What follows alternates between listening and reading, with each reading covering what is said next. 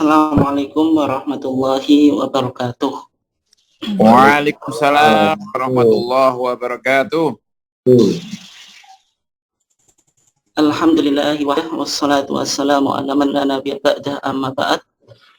Yang saya hormati Ketua PCM, mohon maaf ya, Ketua PCM Bojonegoro yang beserta jajarannya yang dimuliakan Allah, kemudian segenap pengurus Lasismu, Bapak-bapak dan ibu-ibu sekalian, baik yang berada di kota Bojonegoro maupun di luar kota Bojonegoro yang dimuliakan Allah. Alhamdulillah pada kesempatan ini kita masih diizinkan oleh Allah Subhanahu wa taala untuk bertemu lagi di dalam kajian ketarjian rutin setiap 2 minggu sekali dalam keadaan sehat walafiat. Salawat dan salam semoga tetap terlimpahkan kepada junjungan kita Nabiullah Muhammad SAW, keluarganya, sahabatnya, dan seluruh orang yang mengikuti sunnahnya sampai hari kiamat. Jamaah sekalian yang dimuliakan Allah, untuk topik yang kita akan angkat pada kesempatan yang mulia atau yang berbahagia ini, yaitu yang berkaitan dengan orientational principles atau al-mabadi' atau jihiyah, atau prinsip-prinsip yang sifatnya itu orientasi dalam fikih Muhammadiyah.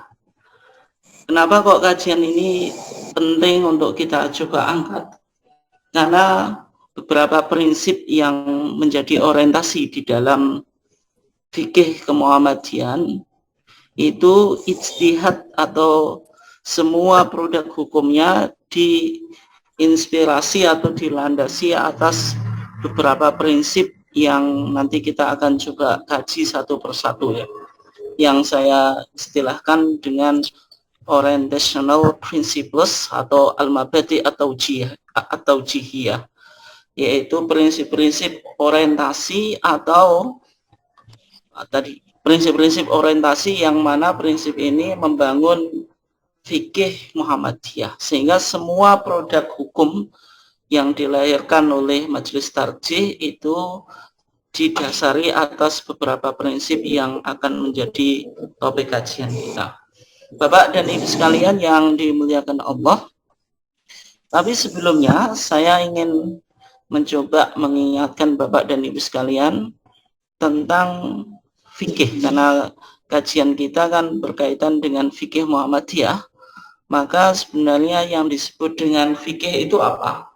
Kalau kita lihat tentang definisi fikih sebagaimana yang dinyatakan oleh Profesor Dr. Wahbah As-Suhaili, seorang ahli hukum dari Syria, di dalam karyanya atau bukunya atau kitabnya yaitu Al-Fiqhu Al-Islami wa Adillatuhu, ini sudah diterjemahkan ke bahasa Indonesia ya, dan terjemahannya ada edisi bestseller lengkap, artinya buku ini cukup populer ya. Tapi versi yang saya tampilkan ini versi Arabnya. Ketika Syekh Wahbah Az-Zuhaili mendefinisikan tentang fikih, fikih itu secara bahasa artinya al-fahmu, yaitu pemahaman. Pemahaman di sini bukan pemahaman biasa, tapi al-fahmu ad-daqiq, pemahaman yang cukup dalam, atau kalau kita istilahkan dengan bahasa Inggris yaitu deep understanding. Jadi pemahaman yang cukup dalam.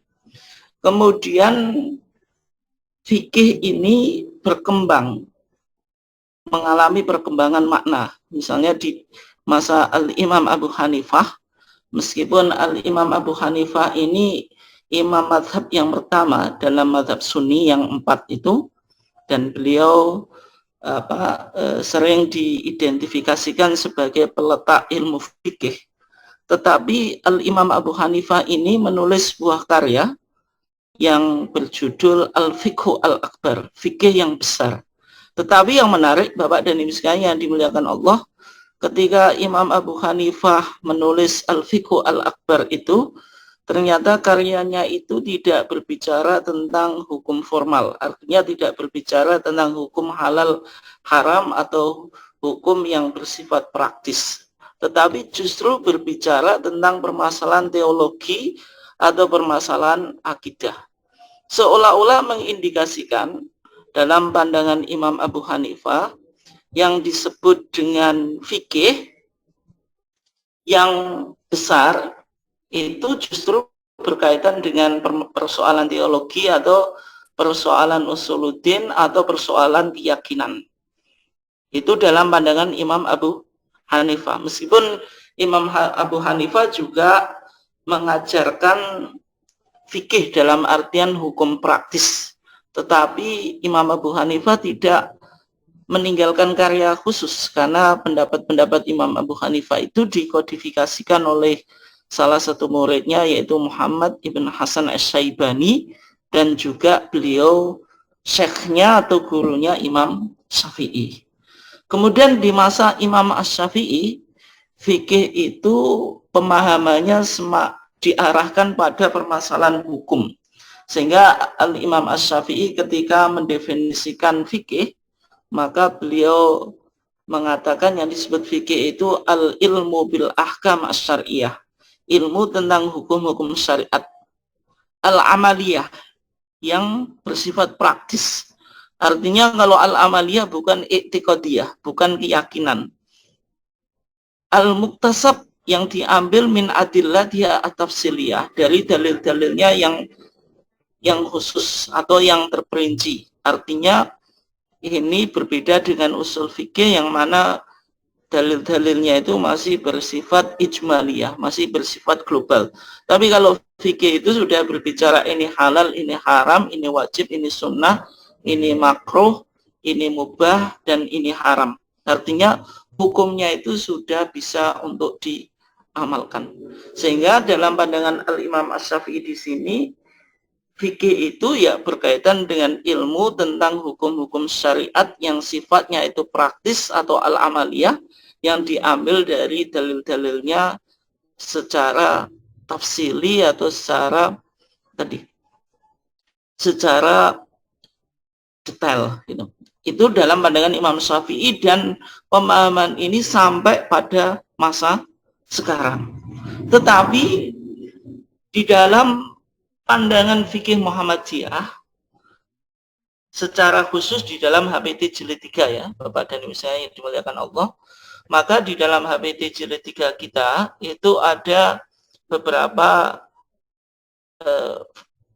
fikih itu digunakan untuk untuk melahirkan sebuah putusan. Maksud saya ada beberapa putusan yang menggunakan istilah fikih. Ada fikih kebencanaan, fikih air, fikih informasi, kemudian fikih zakat kontemporer, dan seterusnya. Artinya banyak putusan tarjih yang menggunakan istilah fikih.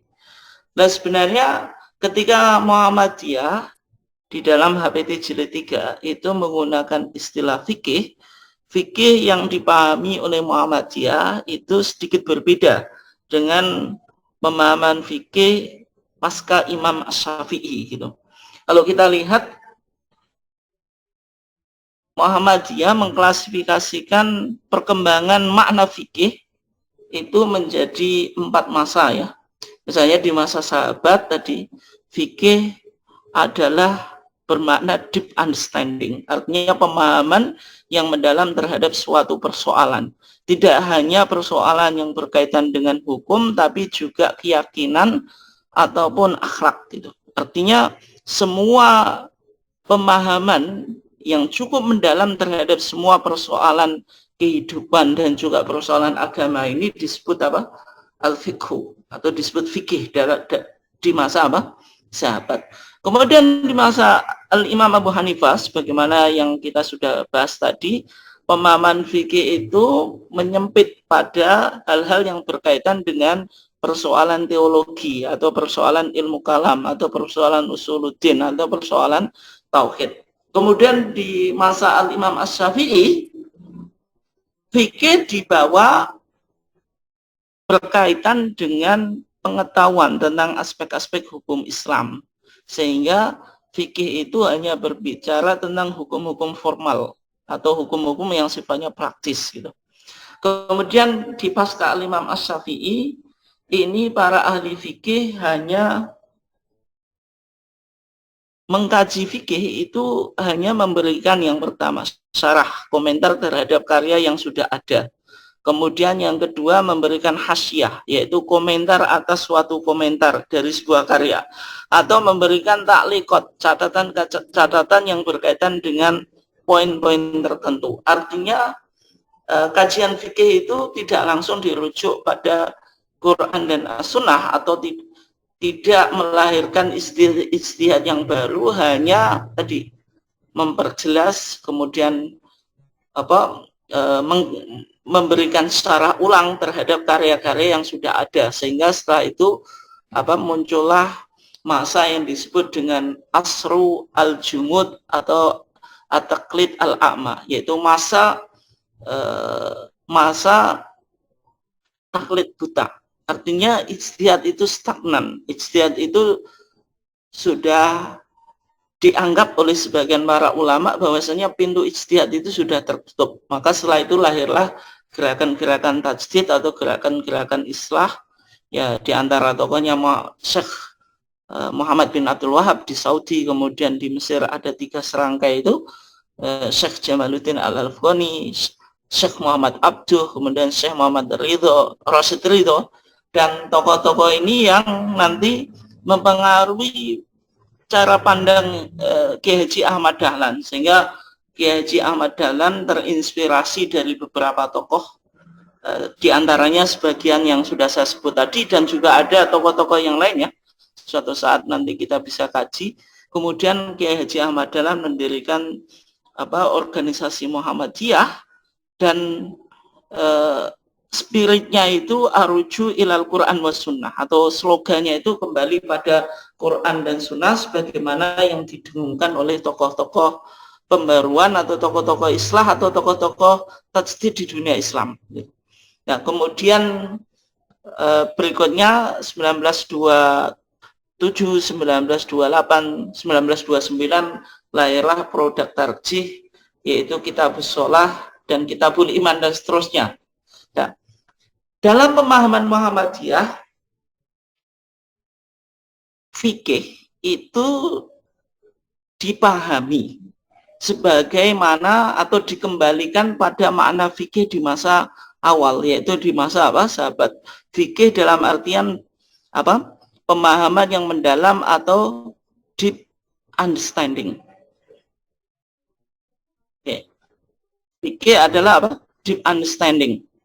Sehingga fikih-fikih yang ada di HPT kita, Bapak dan Ibu sekalian yang dimuliakan Allah, di dalam HPT jilid 3 itu sebenarnya kajian fikihnya tidak hanya fokus pada hukum-hukum praktis, tapi juga memberikan aspek teologis, kemudian juga memberikan aspek etik atau moral, sehingga fikihnya itu cukup mendalam. Fikih yang menggunakan 3 pendekatan, baik Bayani, Burhani, dan Irfani, dan juga tadi nuansanya tidak hanya nuansa hukum formal, tapi juga ada nuansa teologis, ada nuansa etik atau moral, dan seterusnya. Artinya fikih yang dicoba dikembangkan di Muhammadiyah itu fikih sebagaimana di masa sahabat, yaitu fikih dalam artian al-fahmu ad-daqiq atau deep understanding atau pemahaman yang cukup dalam. Bapak dan Ibu sekalian yang dimuliakan Allah. Kemudian kita bicara tentang orientational principles atau al-mabadi at-tawjihiyah, prinsip-prinsip yang berbicara tentang atau yang menggambarkan orientasi atau wawasan ketarjihan. Artinya prinsip ini menjadi landasan atau menjadi spirit lahirnya sebuah putusan dari ijtihad Muhammadiyah. Semua hasil putusan atau fatwa yang dilahirkan oleh majelis tarjih itu dilandaskan atas prinsip-prinsip yang nanti kita akan kaji.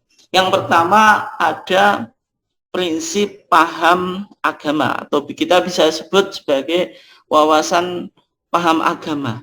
Nah, ketika kita bicara wawasan paham agama, sebenarnya di kitab Masail Al-Khams atau Mabadi' Al-Khamsah, yaitu kitab masalah 5, di sana Muhammadiyah menjawab 5 pertanyaan, yaitu ma huwa din, apa itu agama, ma hiya dunya, apa itu dunia, kemudian yang ketiga ma huwa sabilullah, apa itu sabilullah, kemudian ma hiyal ibadah, apa itu ibadah, kemudian ma huwal qiyas, apa itu qiyas. 5 masalah ini dianggap masalah yang penting untuk didefinisikan ketika itu. Dan sehingga Muhammadiyah ketika menjawab pertanyaan ma huwa din, apa itu agama, sebenarnya di dalam kitab masalah 5, agama dalam pandangan Muhammadiyah itu didefinisikan menjadi 2. Islam bermakna umum atau general, kemudian Islam bermakna khusus, yaitu Islam yang dibawa oleh Nabi Muhammad. Kalau kita lihat definisinya, ad-din ay ad-dinu al-islami alladhi ja'a bihi Muhammad sallallahu alaihi wasallam huwa ma anzalahullah. Agama Islam, agama yang dibawa oleh Nabi Muhammad itu ma anzalahullah, apa yang diturunkan oleh Allah fil Quran, di dalam Quran. Wa ma ja'at bi as-sunnatu as-sahihah, dan apa yang terdapat dalam sunnah as-sahihah. Ini artinya keduanya berbicara tentang sumber agama. Isi agama itu minal awamir, isinya perintah-perintah yang harus dilakukan. Wan nawahi, isinya larangan-larangan yang harus ditinggalkan. Wal irsyadat, dan juga petunjuk-petunjuk. Kemudian tujuan agama itu lisolahil ibad, untuk kemaslahatan hamba, dunyahum wa ukhrahum, baik dalam kehidupan dunia maupun kehidupan akhirat. Nah, di sini menarik Bapak dan Ibu sekalian yang dimuliakan Allah. Ketika Muhammadiyah mencoba memetakan ini agama atau ini keduniaan. Karena ketika itu Muhammadiyah untuk mengembangkan tajdid atau mengembangkan ijtihadnya, itu perlu untuk memetakan dalam menilai sesuatu. Maksudnya permasalahan itu dikategorikan sebagai umur diniyah atau umur dunyawiyah. Ketika persoalan itu masuk umur diniyah, perkara agama, maka Muhammadiyah langsung bicara pada sumbernya, bahwasanya agama itu sumbernya adalah Al-Quran, kemudian yang kedua as-sunnah as-sahihah. Karena istilah as-sunnah as-sahihah, Bapak dan Ibu sekalian yang dimuliakan Allah, itu pernah disalahpahami di kalangan intern Muhammadiyah, karena dipahami seolah-olah Muhammadiyah itu hanya menggunakan hadis sahih saja, sedangkan hadis yang hasan itu ditolak. Tapi dalam prakteknya banyak hukum yang dibangun atas hadis hasan, sehingga as-sunnah sahihah ini di tahun 2000 ditafsirkan ulang atau dipertegas penafsirannya. Yang dimaksud as-sunnah sahihah dalam pandangan Muhammadiyah itu ay al-maqbulah. Maksudnya sunnah yang bisa dijadikan hujjah atau sumber hukum, yang meliputi hadis sahih dan hadis hasan. Ini kalau kita lihat di keputusan Munas Tarji ke-25 tahun 2000 di Jakarta. Sumber ajaran agama Islam adalah Al-Quran dan As-Sunnah Al-Maqbulah. Kemudian kata As-Sunnah Sahihah dipertegas, maksudnya Al-Maqbulah, yaitu yang bisa diterima sebagai hujah, yang mencakup hadis sahih dan hadis hasan. Kalau kita lihat Bapak dan Ibu sekalian dimuliakan Allah, definisi agama Muhammadiyah dari definisi yang ada di dalam kitab Masail Al-Khams tadi, kitab 5 masalah yang menjadi paradigma pemikiran Muhammadiyah. Kalau kita bisa klasifikasikan semacam ini Bapak dan Ibu sekalian. Berarti sumber agama dalam Muhammadiyah itu Al-Quran, yang kedua As-Sunnah As-Sahihah, maksudnya Al-Maqbulah. Kemudian isi agama ada perintah, ada larangan yang wajib ditaati, dan juga petunjuk yang perlu dipedomani. Isi agama itu tidak lepas dari 3 ini. Misalnya sholat itu perintah, karena Al-Quran bilang apa? Wa aqimus sholah, zakat perintah, wa atuz zakat. Kemudian kita tidak boleh zina, wala taqrabuz zina. kemudian tidak boleh mencuri dan seterusnya. Isi agama kalau tidak perintah ya larangan, tetapi juga ada irsyadat, yaitu bimbingan atau guidance bagaimana kita hidup di dunia ini. Misalnya mengambil inspirasi dari ayat-ayat Al-Quran. Misalnya surah Al-Baqarah ayat 30 itu cerita tentang dialog antara Allah dengan malaikat. Wa id qala rabbuka lil malaikati inni ja'ilun fil ardi khalifah. Ini mengandung irsyadat, petunjuk bahwasanya orang di dalam menyelesaikan masalah butuh yang namanya musyawarah gitu. Artinya mendengar pendapat orang lain.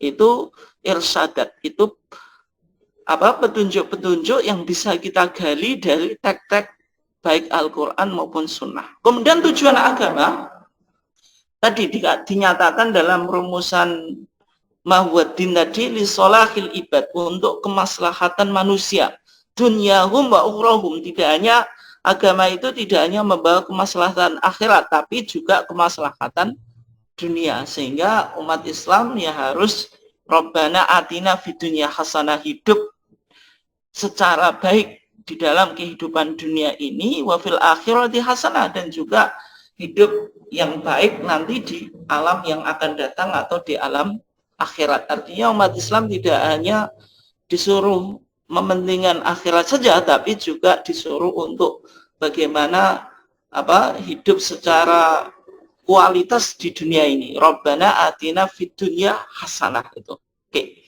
Bapak dan Ibu sekalian yang dimuliakan Allah, dari prinsip paham agama tadi itu sebenarnya bisa kita coba gunakan sebagai contoh aplikasi. Misalnya ketika sekarang kita memasuki bulan Rajab, banyak amalan-amalan rojabiah yang berkembang di masyarakat. Ada sholat raghaib yang dilakukan di malam malam Jumat pertama di bulan Rajab. Sudah lewat ya, nanti jumlahnya 12 rakaat dan dilakukan 2 rakaat salam. Kemudian di setiap rakaatnya baca Al-Fatihah, baca Inna anzalnahu fi lailatul qadar sebanyak 3 kali, kemudian baca Qul huwallahu ahad 12 kali. Itu sholat yang sebagian kelompok sufi itu masih mempraktekkan. Atau misalnya ada puasa Rajab, artinya ada beberapa hadis yang beredar di masyarakat yang menggambarkan tentang keutamaan puasa Rajab secara khusus itu. Misalnya hadis yang saya tampilkan di sini ya, dari kitab Syarah Umdatus Salik yang ditulis oleh Syekh Al-Jufri. Ini mazhabnya Syafi'i ya, dari Yaman. Dia hadis yang disebutkan yaitu hadis Sa'id ibn Abi Rashid yang dikeluarkan oleh Al-Imam At-Tabrani. Di sana dikatakan man shoma yauman min Rajab, siapa yang berpuasa sehari daripada bulan Rajab, faka'annama shoma sanatan, seakan-akan dia puasa 1 tahun. Dan siapa yang berpuasa sab'ata ayam, 7 hari, ghuliqat anhu abwabu jahannam, maka pintu neraka akan ditutup baginya. Artinya tidak ada potensi untuk masuk neraka. Wa man shoma minhu 8 ayam, siapa yang berpuasa 8 hari, futihat lahu thamaniyatu abwabil jannah, akan dibukakan baginya 8 pintu surga. Wa man shoma minhu 10 ayam, siapa yang berpuasa 10 hari, lam yas'alillaha syai'an illa atah. Kalau meminta sesuatu kepada Allah pasti akan dikabulkan, dan seterusnya ya. Ternyata hadis ini juga dhaifah. Artinya hadis-hadis semacam ini dalam pandangan Muhammadiyah sebagaimana yang kita pahami tadi, yaitu prinsip paham agama Muhammadiyah. Ketika Muhammadiyah mendefinisikan agama, sumber agama itu yang pertama Quran, yang kedua as-sunnah shahihah atau makbulah. Tapi kenyataannya hadis yang berbicara secara khusus tentang keutamaan puasa bulan Rajab itu hadisnya dhaif. Nah, kalau kita mengacu pada prinsip paham agama yang ada di Muhammadiyah, ya berarti hadis ini tidak bisa dijadikan hujah atau landasan di dalam kita beragama. Nah, itu maksud dari kajian kita semacam itu, Bapak dan Ibu sekalian yang dimuliakan Allah. Berarti hadis-hadis ini ya tentu tidak bisa dipakai di Muhammadiyah. Dan berikutnya, Bapak dan Ibu sekalian yang dimuliakan Allah, ketika Muhammadiyah tadi mendefinisikan agama, karena nanti Muhammadiyah dalam memahami agama itu tolaknya tajdid. Gitu. Tajdid itu tidak hanya di bidang agama, tapi juga di bidang keduniaan. Maka dunia ini perlu untuk didefinisikan juga. Sehingga Muhammadiyah dulu memisahkan antara umur diniyah dengan umur dunyawiyah. Persoalan agama dengan persoalan keduniaan. Sehingga seolah-olah ada anggapan atau asumsi, oh berarti kalau Muhammadiyah itu sekuler atau menganut paham sekulerisme, yaitu memisahkan agama dengan kehidupan dunia.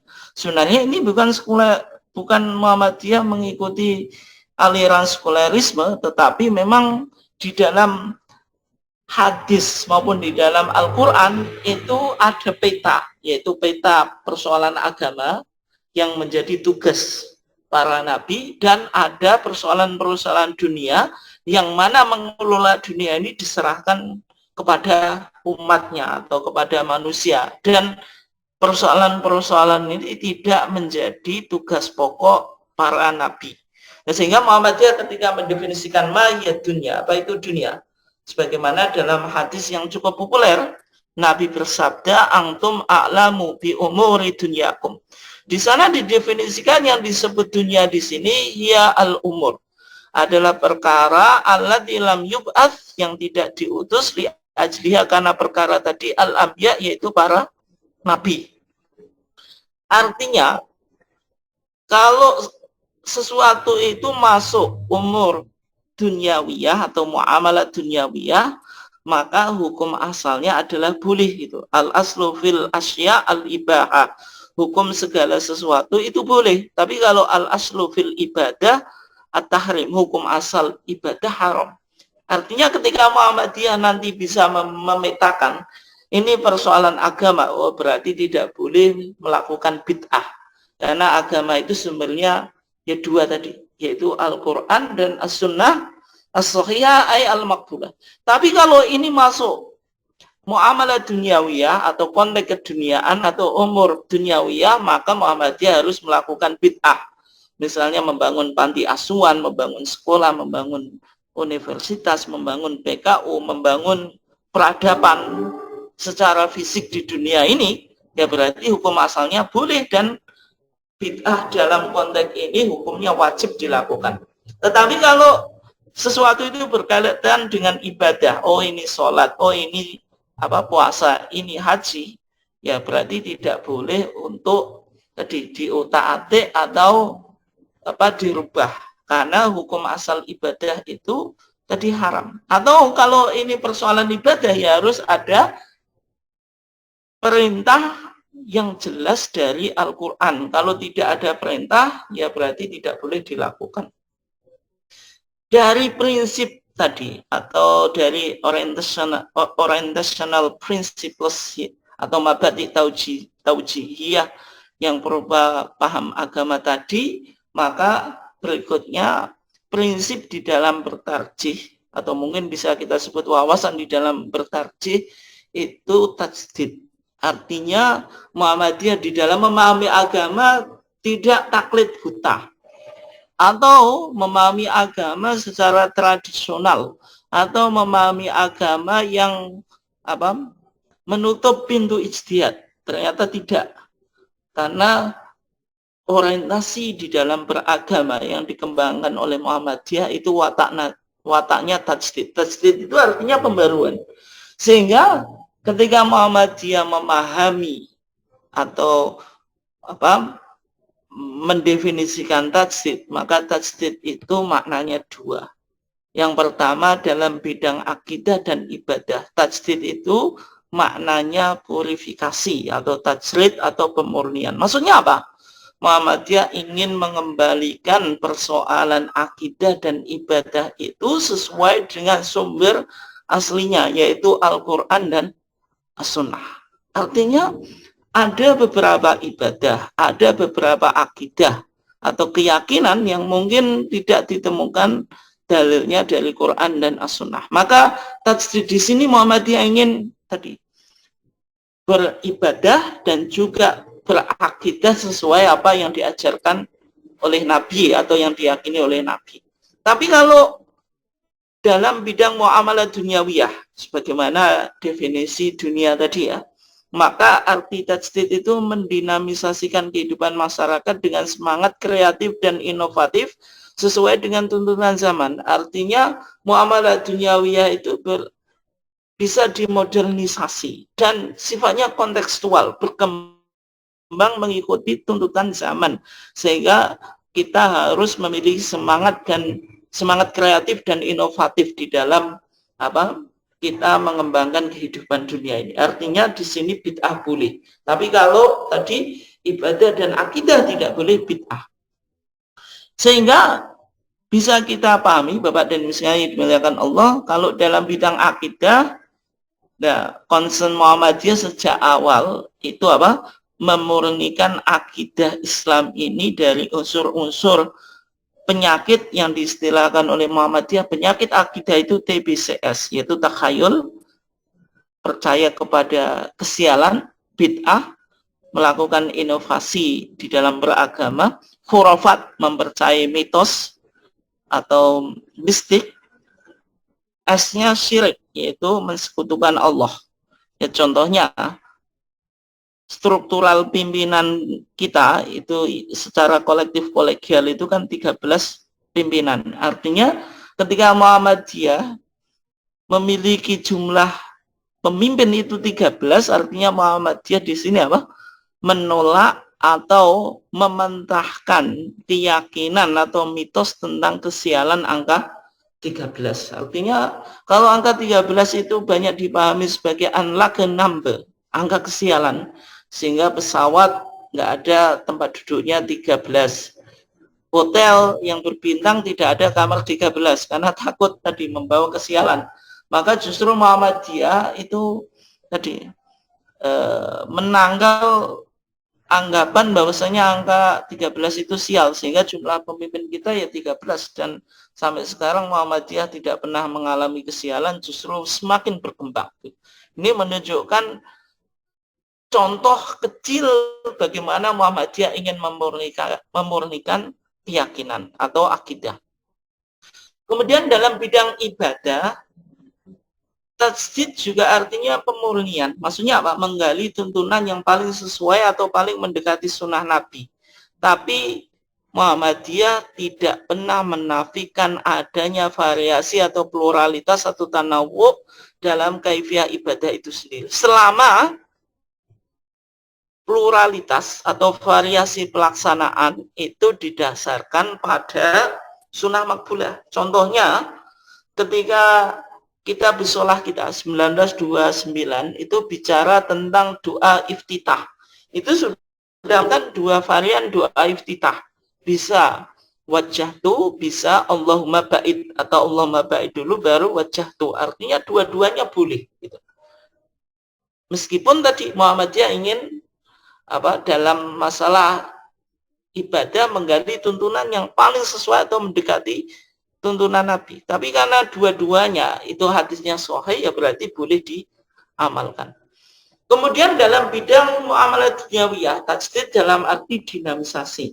Ya misalnya contohnya Muhammadiyah sudah beralih dari ru'yatul hilal menjadi hisab. Dulu Muhammadiyah membolehkan ru'yatul hilal, sekarang sudah pakai hisab. Dan Muhammadiyah melangkah lebih ke depan, yaitu mencoba menggagas kalender nasional, kalender internasional atau kalender global. Kemudian contoh yang kedua tentang kepemimpinan wanita. Dalam fikih-fikih klasik, wanita itu selalu diberikan peran domestik, artinya ya peran publik dibatasi. Tetapi di Adabul Mar'ah fil Islam, putusan Tarjih 1976, Muhammadiyah melihat bahwasanya kepemimpinan wanita ini konteksnya bukan ibadah tapi muamalah duniawiyah, dan sekarang adanya tuntutan dengan fakta bahwasanya wanita dari segi pendidikan juga sudah cukup baik, bahkan ada yang melebihi laki-laki, dari segi pengalaman juga semacam itu, sehingga wanita diperkenankan untuk menduduki jabatan publik seperti direktur rumah sakit, direktur PKU, kemudian kepala sekolah, kepala universitas, dan yang lainnya. Oke, berikutnya Bapak dan Ibu sekalian yang dimuliakan Allah, dari orientational principles atau al-mabadi' atau jihiyah, ada prinsip yaitu toleransi atau tasamuh atau toleran. Maksud toleransi itu apa? Di sini artinya putusan tadi tidak pernah menganggap dirinya yang paling benar sementara yang lainnya apa tidak benar. Prinsip toleransi tidak apa truth claim, klaim kebenaran sendiri bahwasanya tarjih yang hanya masuk surga misalnya, ataupun pendapat tarjih yang benar, itu sebenarnya sudah bisa kita lihat Bapak dan Ibu yang dimuliakan Allah di dalam HPT kita. Kalau jenengan punya HPT jilid 1 ya, baca di halaman terakhir itu ada penerangan tentang hal tarjih yang sudah diterbitkan tahun 1936 di SM ya. Di sana dikatakan keputusan majelis tarjih mulai dari merundingkan sampai kepada menetapkan, coba ini, tidak ada sifat perlawanan, yakni menentang atau menjatuhkan segala yang tidak dipilih oleh tarjih itu. Artinya ketika majelis tarjih memegang suatu dalil, dalil ini yang dipandang kuat atau rojih, itu bukan berarti Muhammadiyah memandang yang lainnya itu salah. Misalnya dalam konteks kunut, gitu. Meskipun di putusan tarjih kita 1972 Muhammadiyah sudah tidak mengamalkan kunut subuh dan menganggap hadis-hadis yang bicara tentang kunut subuh itu dhaif, dan bahkan doa yang populer untuk kunut subuh, Allahumma hdini fiman hadid wa afini fiman afait, dan seterusnya, itu ternyata untuk kunut witir gitu.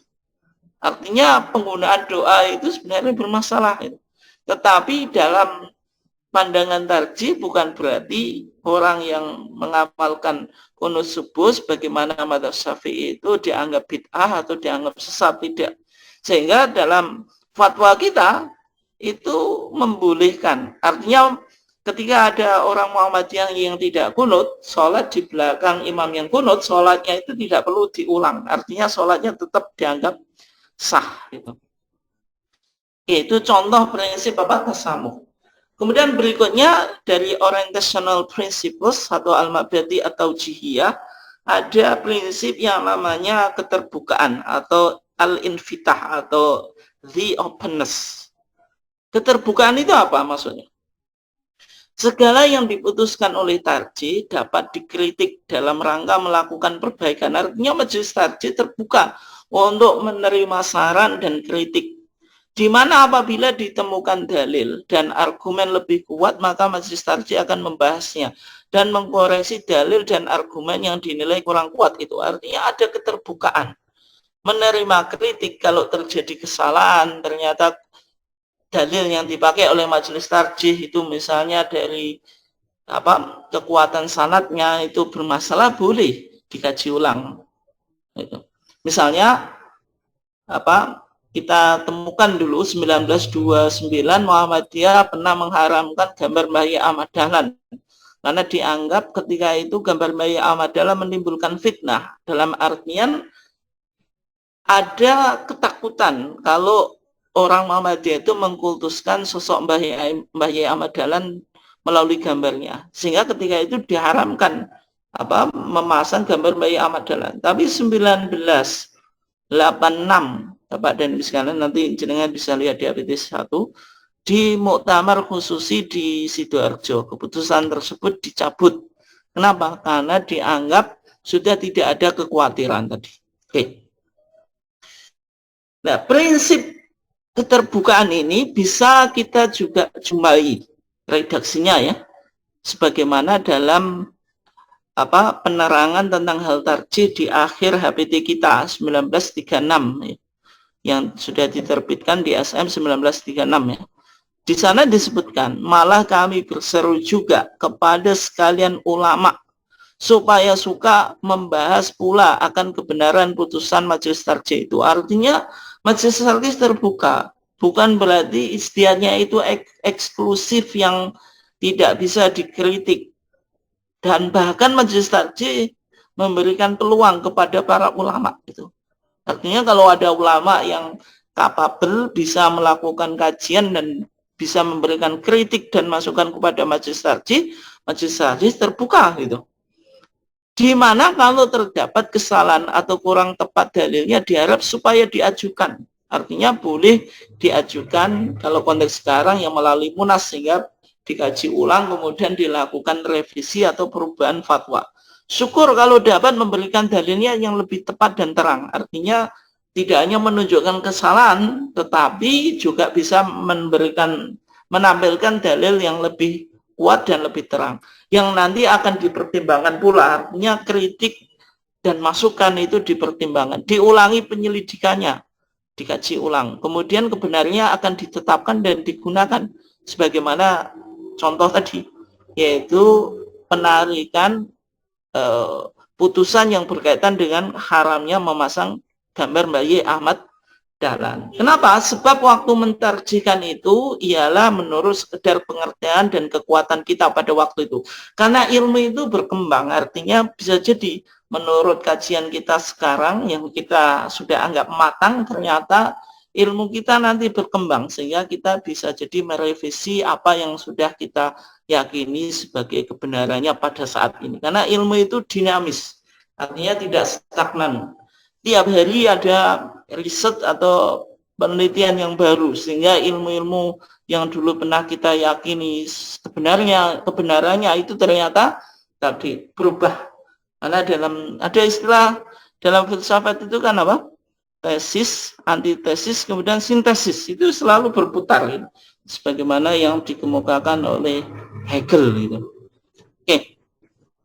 Berikutnya dari orientational principles atau al-mabadi atau jihiyah, Muhammadiyah itu dalam pandangan beragama itu ada mutaqayyid di madhabin muayyan, yaitu tidak berafiliasi kepada madhab tertentu. Maksudnya apa? Muhammadiyah dalam memahami agama itu secara langsung dari sumber-sumber pokoknya, yaitu Al-Quran dan As-Sunnah Shahihah atau Maqbulah, melalui sebuah proses yang disebut dengan ijtihad, dengan metode-metode ijtihad yang ada. Dan kalau kita lihat di dalam kitab Masail Khams itu Bapak dan Ibu sekalian, metode ijtihad Muhammadiyah itu di sana dikatakan kama jara alaihi al-amalu inda ulama'i as-salaf wal khalaf, sebagaimana ijtihad yang dipraktekkan oleh ulama-ulama salaf, ulama-ulama klasik atau ulama khalaf, ulama kontemporer. Artinya metode ijtihad itu berkembang. Misalnya usul fikih Muhammadiyah juga berkembang. Ya, usul fikih secara umum sudah dirumuskan oleh Imam Syafi'i dalam kitabnya Ar-Risalah itu. Kemudian karena usul fikih ini belum memberikan nuansa filosofis, maka dikembangkan oleh Imam Syatibi dalam muwafaqat. Maka lahirlah maqasid syariah, bahwasanya syariat itu pasti datang memproteksi 5 hal. Memproteksi agama, memproteksi akal, memproteksi keturunan, memproteksi jiwa, kemudian memproteksi kehormatan. Ini memberikan nilai filosofis. Kemudian biar pendekatannya lebih komprehensif, maka ada Muhammad Abid Al-Jabiri menulis buku Takwinu Al-Aql Al-Arab atau membangun akal Arab, dan juga beberapa buku. Di dalam pandangan Muhammad Abid Al-Jabiri, pendekatan dalam Islam Studies itu harus menggunakan 3 pendekatan. Ada pendekatan bayani, pendekatan yang titik tolaknya itu dari nusus as-syar'iyah, dari Quran dan as-sunnah, itu untuk membaca realitas sosial. Kemudian yang biar kita tidak sangat tekstual, butuh pendekatan burhani, pendekatan yang titik tolaknya itu ilmu pengetahuan dan filsafat, akal dan ilmu pengetahuan. Biar kita tidak mengkultuskan akal, kita juga harus menggunakan pendekatan irfani. Artinya ada kebenaran yang tidak tekstual dan mungkin juga tidak rasional, tetapi ada kebenaran yang diyakini di dalam intuisi atau hati nurani kita. Itulah yang disebut dengan pendekatan irfani. Artinya istihad Muhammadiyah itu berkembang. Kemudian di fikih Muhammadiyah jilid 3 itu juga Muhammadiyah menggunakan dua asumsi integralistik atau induktif tematis, bagaimana yang dikembangkan oleh Al-Imam Asy-Syatibi, maupun juga teori jenjang norma, meskipun itu tokohnya dari barat ya, yang ditulis oleh Hans Kelsen dalam bukunya The Pure Theory of Law. Ada hierarchical law, ada hukum norma itu ada berjenjang, mulai basic values, nilai-nilai dasar, general principles, prinsip-prinsip umum, kemudian baru konkret law, hukum konkret, ini halal, ini haram, dan seterusnya. Artinya metode-metode ijtihad yang dikembangkan di Muhammadiyah itu berkembang. Kenapa kok Muhammadiyah memilih tidak bermadzhab? Karena kalau kita lihat Bapak dan Ibu sekalian yang dimuliakan Allah, para imam mujtahid yang mereka melahirkan mazhab-mazhab yang masih hidup sampai sekarang itu. Yang pertama Hanafiyah yang didirikan oleh Al-Imam Abu Hanifah, yang kedua Malikiyah yang didirikan oleh Imam Malik ibn Anas, kemudian yang ketiga Syafi'iyah yang didirikan oleh Al-Imam Muhammad ibn Idris Asy-Syafi'i, kemudian yang keempat Hambaliyah atau Hanabilah yang didirikan oleh Muhammad ibn Hanbal Asy-Syaibani. Kenapa kok Muhammadiyah tidak bermadzhab? Ternyata kalau kita lihat 4 imam mazhab itu semuanya memberikan wasiat Bapak dan Ibu sekalian dimuliakan Allah, bahwasanya kalau pengikutnya itu menemukan pendapat mereka yang kontradiksi dengan Al-Quran dan As-Sunnah, itu suruh memilih Al-Quran dan As-Sunnah dan meninggalkan pendapatnya. Misalnya dikatakan oleh Imam Syafi'i saja, karena Imam Syafi'i ini yang banyak diikuti oleh masyarakat Islam di Nusantara ini atau di Asia Tenggara. Idza wajadtum fi kitabi, kalau engkau mendapati di kitabku khilafah sunnati Rasulillah, kontradiksi dengan sunnah Rasulullah, faqulu bis sunnati Rasulillah, maka pilihlah sunnah Rasulullah. Ini pendapatnya Muhammad ibn Idris Asy-Syafi'i. Kemudian Imam Ahmad ibn Hanbal lebih jelas lagi Bapak dan Ibu sekalian, la tuqallidni, jangan engkau taklid kepadaku, wala tuqallid Malikan, jangan engkau taklid kepada Imam Malik, wala Syafi'i, demikian juga Imam Syafi'i, wala Auza'i wala Thawri, dan juga Al-Imam Auza'i dan Imam Thawri. Ini dulu imam madhab, tetapi pengikutnya sekarang sudah tidak ada ya. Tapi dulu juga selevel Imam Malik dan Imam Syafi'i gitu. Dan Imam Ahmad mengatakan wa khudh min haitsu akhadhu, ambillah dari mana mereka mengambil, yaitu merujuk langsung pada Quran dan As-Sunnah. Kemudian Imam Abu Hanifah dan Imam Syafi'i semuanya sepakat idza shahhal haditsu, kalau hadis itu sahih fa huwa madhhabi, maka itulah madhabku.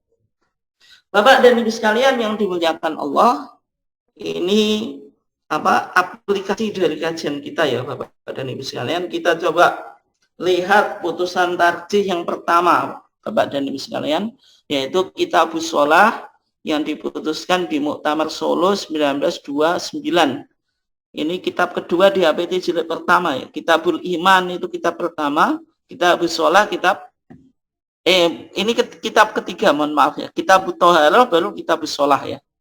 Tetapi Kitabul Shalah ini yang pertama, produk pertama, yaitu diputuskan tahun 1929 dengan Kitabul Iman. Misalnya di Kitabus Shalah kita, kalau kita perhatikan ya Bapak dan Ibu sekalian, ada putusan yang bisa kita lihat dari prinsip-prinsip yang sudah kita bahas. Misalnya niat sholat tanpa dilafadzkan atau usoli. Ini artinya Muhammadiyah sudah tidak terikat dengan mazhab Syafi'i, yang mana dalam pandangan mazhab Syafi'iyah yang terakhir atau ulama-ulama Syafi'iyah yang mutaakhirin, yang belakangan itu usoli itu disunahkan sebelum memulai sholat. Berarti di sini Muhammadiyah sudah tidak berafiliasi kepada mazhab. Karena tadi ada prinsip tidak berafiliasi kepada mazhab. Kemudian bacaan sholawat tanpa sayyidina. Artinya Muhammadiyah sudah tidak menggunakan apa? Sayyidina lagi. Kemudian setelah tasyahud awal itu ada doanya. Padahal dalam mazhab Syafi'i itu setelah tasyahud awal itu cuma Allahumma sholli ala Muhammad saja. Tidak dibaca sholawat secara komplit. Dan justru Muhammadiyah menyimpang dari mazhab Syafi'i. Justru ada doanya. Nanti kita bahas ya. Kemudian salam secara lengkap. Kalau dalam mazhab Syafi'i itu tidak dianjurkan kita apa? Menambah wa barakatuh. Jadi cuma assalamualaikum warahmatullahi tanpa wa barakatuh. Tapi di HPT kita 1929 itu justru menuntunkan salam itu lengkap. Meskipun sekarang Muhammadiyah sudah menganut prinsip tanawu fil ibadah, Pak. Atau Bu ya. Artinya dua salam itu boleh dilakukan, lengkap boleh, atau assalamualaikum warahmatullahi sebagaimana mazhab Syafi'i juga boleh. Tapi dulu itu yang dituntunkan yang lengkap. Tetapi setelah Munas Tarjih di Malang 2010 itu Muhammadiyah tadi menambahi salam yang tidak lengkap pun juga boleh.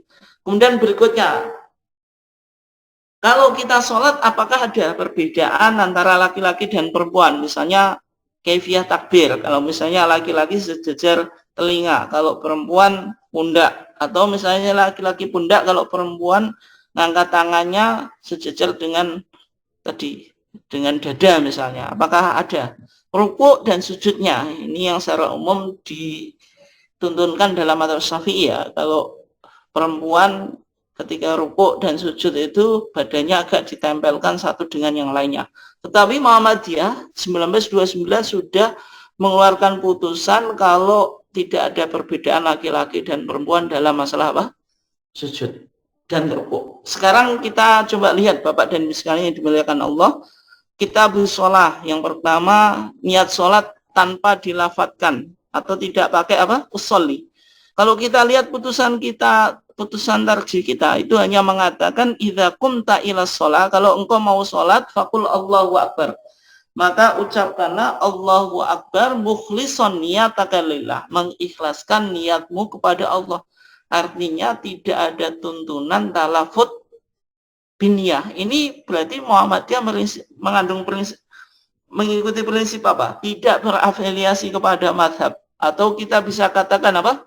Muhammadiyah menggunakan prinsip paham agama. Paham agama itu ketika kita melihat sesuatu sebagai umur diniyah, ya berarti dalilnya harus jelas Quran dan sunnah sahihah. Ternyata talafut biniyah itu tidak ditemukan di dalam sunnah sahihah misalnya, karena tidak ada hadisnya. Oke. Contoh berikutnya, varian doa iftitah. Yang pertama, Allahumma ba'id, itu hadis Abu Hurairah muttafaqun alaih, artinya diriwayatkan oleh Imam Bukhari dan Muslim. Ini juga Muhammadiyah mendahulukan Allahumma ba'id, padahal dalam mazhab Syafi'i apa? Wajah tu, artinya Muhammadiyah tidak berafiliasi kepada mazhab 1929. Atau wajah tu li hadis Ali, yaitu hadis Ali ibn Abi Thalib.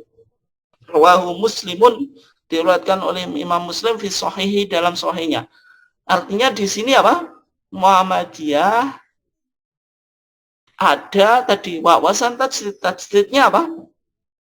Yaitu menggali tuntunan yang paling mendekati dengan apa yang dilakukan oleh Nabi, tetapi masih mengakui prinsip apa? Tanawu fil ibadah, membolehkan varian dan pluralitas dalam pelaksanaan ibadah selama didasarkan pada sunnah apa? Sahihah atau makbulah. Berikutnya Bapak dan Ibu sekalian yang dimuliakan Allah, kalau kita lihat dalil yang dikutip oleh Majelis Tarjih yang berkaitan dengan kesunahan baca isti'adzah, baca ta'awud ya, sebelum kita membaca surah Al-Fatihah. Karena dalam sholat itu setiap rakaat ada Al-Fatihahnya. Dan sebelum kita membaca Al-Fatihah disunahkan membaca isti'adzah. Yang dikutip oleh Majelis Tarjih itu ya, 5 rawa Abu Sa'id Al-Khudri, berdasarkan apa yang diriwayatkan oleh Abu Sa'id Al-Khudri, anna Nabiya sallallahu alaihi wasallam kana yaqulu dzalik, bahwasanya Nabi Muhammad itu mengucapkan yang demikian itu, maksudnya isti'adzah, yaitu apa? A'udzubillahi minasyaitonirrajim. Qalahu fil muhadzab. Hadis ini disebutkan dalam kitab Al-Muhadzab. Kitab Muhadzab itu, Bapak dan Ibu sekalian yang dimuliakan Allah, ini menarik. Ini ditulis oleh Abu Ishaq Asy-Syairazi. Kitab ini kitab mazhab Syafi'i, kemudian disyarah oleh Imam Nawawi menjadi kitab Al-Majmu' Syarhul Muhadzab. Itu kitab yang cukup tebal dalam mazhab Syafi'i dan rujukan yang cukup penting itu, yaitu Majmu' Syarhul Muhadzab. Tapi matanya itu Al-Muhadzab. Al-Muhadzab ini meskipun kitab madhabi, artinya kitab mazhab Syafi'i itu apa?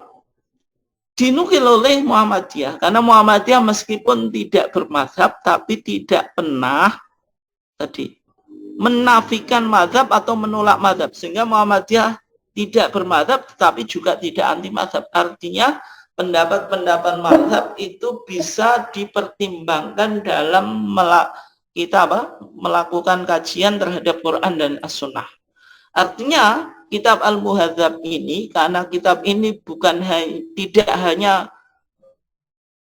memaparkan pendapat mazhab Syafi'i tapi menyertakan dalilnya, maka dalilnya dikutip oleh majelis tarjih. Artinya majelis tarjih tidak anti, oh ini kitab mazhab berarti tidak boleh dibaca, bukan semacam itu. Kitab mazhab penting untuk dibaca dan juga bisa kita jadikan acuan atau pertimbangan dalam memahami Al-Quran dan As-Sunnah. Sebagaimana prinsip tadi tidak berafiliasi kepada mazhab. Berikutnya Bapak dan Ibu saya yang dimuliakan Allah, ini menarik, ini berkaitan dengan prinsip keterbukaan. Artinya apa?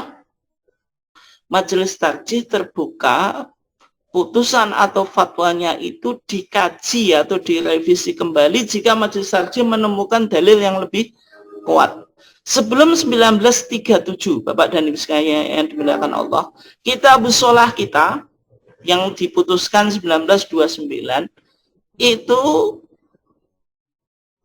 ada tuntunan ketika kita baca Al-Fatihah, wa qul ba'daha dulu Rabbi firli amin, ada tambahan Rabbi firli amin. Tapi HPT berikutnya, yang HPT yang terbit setelah 1937, karena hadis yang berbicara tentang Rabbi firli amin itu hadis Wa'il ibn Hujr al-Khadrami, setelah dikaji ulang oleh majelis tarjih, hadisnya itu dhaif. Dan hadis itu disebutkan dalam kitab fikih dalam bahasa Indonesia atau Melayu yang pertama ditulis, yaitu kitab fikih Islami yang ditulis oleh Sulaiman Rasyid. Kitab ini cukup populer ya. Ini pasti Bapak dan Ibu yang pernah belajar di IAIN, di UIN, sampai sekarang itu masih jadi referensi ya. Karena kitab ini kitab fikih yang paling lengkap dalam bahasa Indonesia, meskipun tidak tebal, yang ditulis, sekarang dicetak oleh Sinar Al-Gisindo yang sampulnya hijau, ada yang kuning, hijau terus ada yang sebagian kuning itu ya.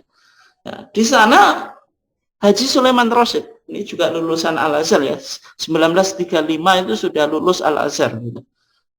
Ketika pulang menulis kitab fikih Islami ini, dan naskah-naskahnya baru diterbitkan pasca kemerdekaan gitu. Sehingga kitab ini cukup populer dan dianggap kitab fikih terlengkap dalam bahasa Indonesia ya gitu. Di sana ada Di sana ada hadis Wa'il ibn Hujr, tapi yang menjelaskan ketika Rasulullah tadi sebelum baca amin baca Rabbi firli, ternyata hadisnya dhaif. Sehingga majelis tarjih setelah muktamar tadi ke-26, artinya di muktamar ke-26 ini dikaji ulang dan ternyata ditetapkan hadisnya dhaif sehingga tidak diamalkan, artinya direvisi. Ini prinsip keterbukaan. Berikutnya Bapak dan Ibu sekalian dimuliakan Allah, doa di antara dua sujud. Majelis tarjih dalam kitabus sholah, doa di antara dua sujud itu bunyinya Allahumma firli warhamni wajburni wahdini warzuqni. Tapi di masyarakat itu ada tambahan wa'afini wa'fu anni, kemudian warfa'ni dan seterusnya ya. Tapi yang tambahan wa'fu anni itu tambahnya Imam Ghazali. Sehingga Muhammadiyah tidak menggunakan wa'fu anni. Wa'afini yang wa'fu anni itu. Sebagaimana dalam kitab I'anatul Talibin Wazada Al-Ghazali, Imam Ghazali yang menambah bahwa wa'fu anni. Artinya di sini Muhammadiyah tadi prinsipnya apa? Paham agama. Kalau agama itu yang sumbernya harus Quran dan Sunnah as-sahihah atau makbulah. Meskipun tambahan wa'fu anni itu baik, tapi ternyata tidak terdapat di Sunnah makbulah, apalagi itu hanya sekedar tambahan ulama, ya tidak diamalkan. Oke, berikutnya doa setelah tasyahud awal. Di dalam mazhab Syafi'i, Bapak dan Ibu sekalian yang dimuliakan Allah, orang yang berada di tasyahud awal itu cukup ketika baca sholawat itu cukup Allahumma sholli ala Muhammad, atau kalau yang menambah ya Allahumma sholli ala Sayyidina Muhammad terus bangkit. Tapi justru di HPT jilid 1 Bapak dan Ibu, setelah tasyahud awal itu bacaan sholawatnya lengkap. Dan bahkan ada tambahan doa. Kenapa kok majelis tarjih memilih ada tambahan doa? Karena dalam hadis Ibnu Mas'ud ya, ini hadisnya panjang, saya langsung pada poinnya. Setelah orang baca tasyahud itu tsumma liyatakhayyar ahadukum minad doa, kemudian seorang di antara kamu memilih dari doa ajabahu ilaih, yang ia heran padanya, falyad'u bihi rabbah, dan dia berdoa dengan doa yang ia takjub tadi, rabbahu Tuhannya. Artinya ada perintah untuk doa. Artinya apa? Baca tasyahud, baca sholawat, dan juga ada tambahan doa. Dan di dalam hadis Ibnu Mas'ud ini yang digunakan oleh mazhab Syafi'i ya, untuk menyatakan kalau tasyahud awal itu sholawatnya tidak lengkap. Allahumma sholli ala Muhammad saja tidak dilengkapi. Kenapa? Alasannya pakai hadis Ibnu Mas'ud ini. Karena Rasulullah idza jalasa, apabila Rasulullah duduk fi raq'atain, pada 2 rakaat al-ulayan, yang pertama ka'annahu ala radfi, seakan-akan Rasulullah itu berada di di batu yang panas, hatta yaquma, sampai ia berdiri. Artinya berarti ya baca sholawatnya apa? Cukup Allahumma sholli ala Muhammad. Tapi majelis tarjih cara memahami hadis ini, Rasulullah bisa jadi bacaannya sama, dan termasuk Rasulullah berdoa, hanya saja dipercepat, maksudnya bukan berarti hanya pakai Allahumma sholli ala Muhammad. Berikutnya di doanya ini yang dipakai atau disebutkan di HPT kita Bapak dan Ibu, ini doa yang dibaca di setelah tasyahud awal ya. Setelah sholawat kita lengkap, kita berdoa apa? Allahumma inni dzalamtu nafsi dzulman katsira wa la yaghfiru dzunuba illa anta faghfir li maghfiratan min indik warhamni innaka antal ghafurur rahim. Ini hadis muttafaqun alaih, riwayat Imam Bukhari dan Muslim dari sahabat Abu Bakar As-Siddiq atau Abi Bakrin As-Siddiq. Dan juga HPT jilid 3 membolehkan tambahan, yaitu Allahumma a'inni ala dzikrika wa syukrika wa husni ibadati. Kemudian berikutnya bacaan sholawat tanpa sayyidina. Ya, ternyata ketika HPT kita Bapak dan Ibu sekalian di Kitabus Sholat tahun 1929 itu menyebutkan redaksi sholawat itu tanpa sayyidina.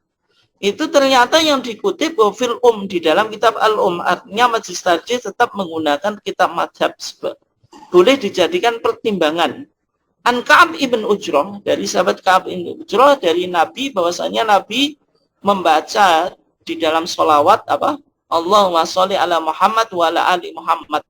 Artinya tanpa ada sayyidina. Ya, ini bisa kita pakai prinsip tadi, paham agama. Agama itu ya Quran dan As-Sunnah. Kenapa kok kita tidak pakai sayyidina? Karena Muhammadiyah juga menganut prinsip tajdid. Artinya tajdid apa? Mengembalikan kemurnian agama Islam ini sesuai apa yang dipahami oleh Nabi. Karena Nabi dalam membaca sholawat dalam sholat tidak pakai sayyidina, ya kita tidak pakai sayyidina. Kemudian yang terakhir, Bapak dan Ibu saya yang dimuliakan Allah, salam. Kenapa dulu HPT kita itu salamnya lengkap? Ini artinya Muhammadiyah tidak berafiliasi kepada mazhab. Kenapa? Karena dalam mazhab Syafi'i salam itu tidak disunahkan lengkap, hanya Assalamualaikum warahmatullah. Dalam teks mazhab Syafi'i ada pernyataan wala tusannu wa barakatuh, tidak disunahkan wa barakatuh. Ketika Muhammadiyah tidak mengikuti mazhab Syafi'i 1929 dan menganjurkan salam lengkap, apakah ada dalilnya? Ternyata dalilnya disebutkan dalam kitab Bulughul Maram. Kitab Bulughul Maram ini kan kitab hadis, ditulis oleh Ibnu Hajar Al-Asqalani. Justru dia mazhabnya Syafi'i. Artinya Muhammadiyah di sini apa?